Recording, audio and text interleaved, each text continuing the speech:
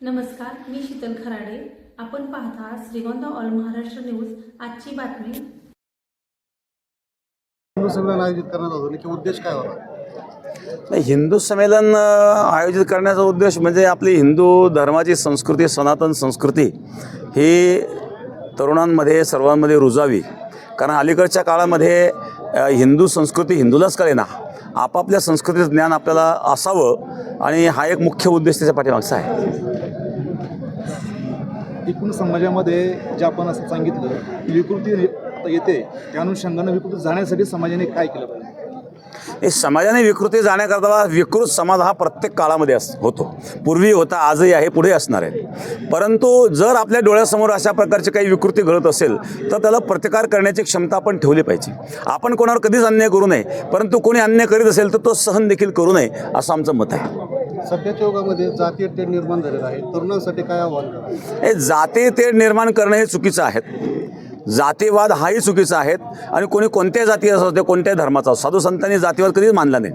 आम्ही ज्या परंपरेमध्ये आहोत, सद्गुरू गंगागिरी महाराजांनी सुद्धा जातीयता कधी मांडली नाहीत आणि म्हणून जातीयता ही नष्ट झाली पाहिजे आणि जातीयवादाचे आम्ही विरोधात आहोत. हिंदू संमेलनामध्ये सकारात्मक कोणता विचार मांडून जाणार आहात? हे सकारात्मक विचार हेच आहे की ही जी सनातन संस्कृती आहेत ही फार पुरातन आहेत आणि अतिशय संपूर्ण विश्वाला आपल्यामध्ये सामावून घेणारी आहेत. संपूर्ण विश्वाला आज सगळं विश्व आपल्या भारताकडे पाहत आहेत. याला कारण एकच आहे की हिंदू संस्कृती.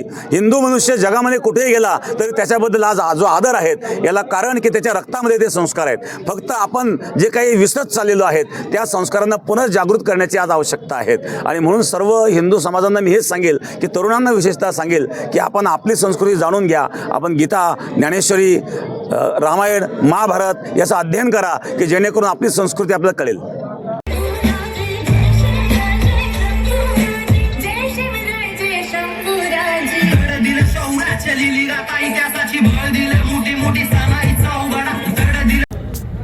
तर हे विषय घेऊन लोकांपर्यंत जायचं तर ते कशा पद्धतीने जायचं, तर गेल्या काही दिवसापासून अखंड भारत या अंकाचं प्रकाशन करावं.